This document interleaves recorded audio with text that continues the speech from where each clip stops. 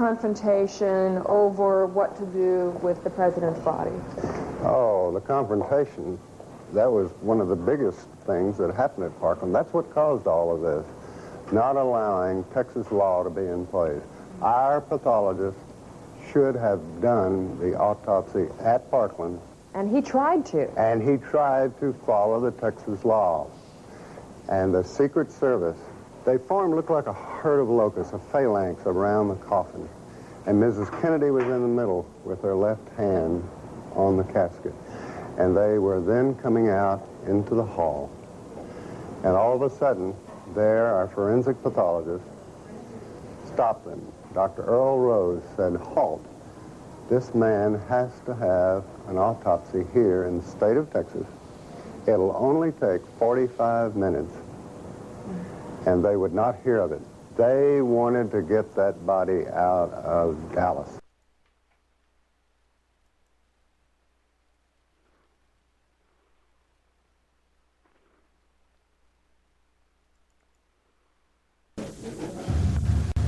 Well, Dallas is a large city, and there are many gunshot wounds that come into Parkland Memorial Hospital on a regular basis. This is a normal sort of life for a hospital in a big city, and especially Texas, where a lot of people carry guns.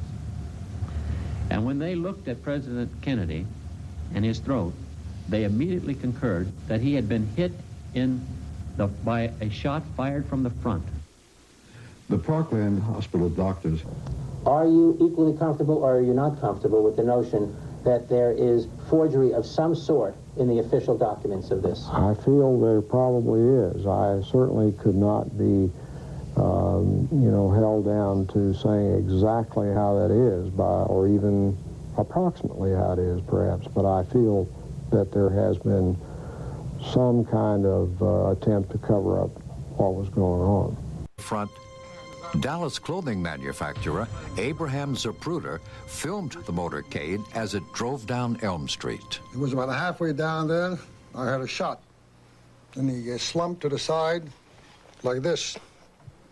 Then I heard another shot or two. I couldn't say what it was, one or two. And I saw his head practically open up, all blood and everything.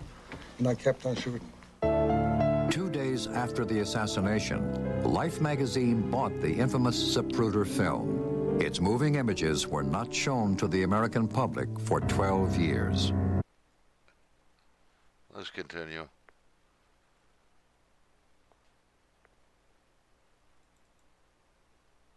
Let me show you, to my best recollection, what the wound looked like to me that day in Trauma Room 1. Before each doctor looked at the photos, he described the wounds he had seen back in 1963.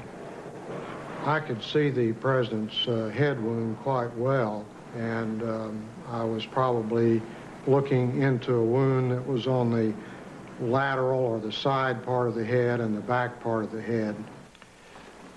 It would be this portion of the head right here. As I remember, it's like this, that there was a big wound, big deficit in his skull and the temporal parietal area.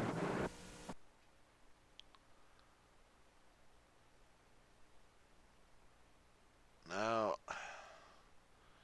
here's what the Warren Commission in their autopsy, they claim the autopsy showed. A small little wound in the back of the head. Yet on the Mormon photo, as we go in, take a closer look, I did many years ago. Something very unusual you see here. Here's somebody else that has examined this.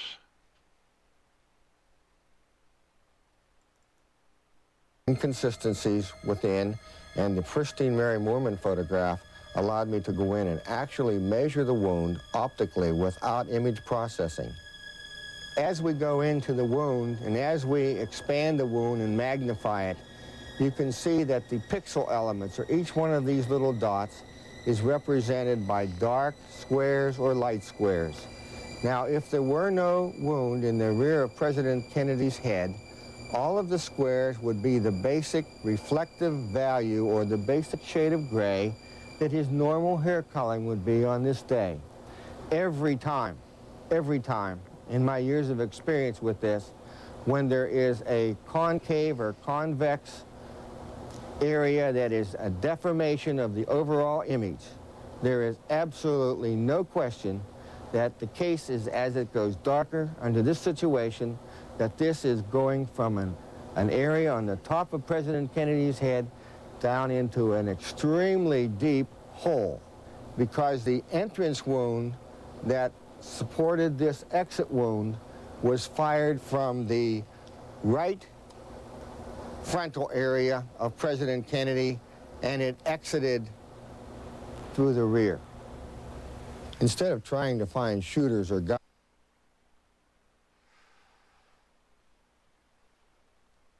I was beginning to see a face here. What really caught my eye was this upside down stripe here. I couldn't figure out what that could have been. So I was looking a little closer. So that's a little closer up of that image right here. As you can see, this is on the this is picked up on television as they zoomed in on the Mormon photo. This was in a book, double page enlargement.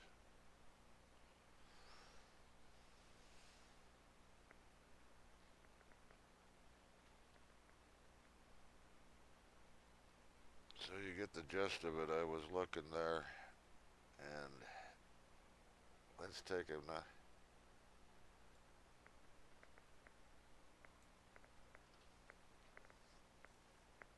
Here's some of the images I've extracted from that.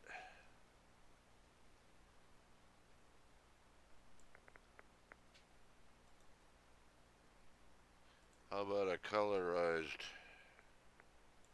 version?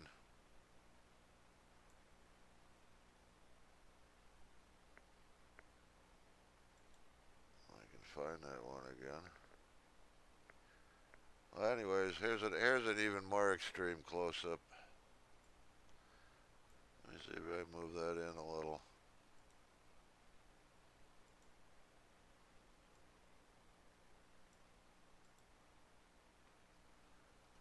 Now, this is very curious that at that distance, I mean, it's picking up this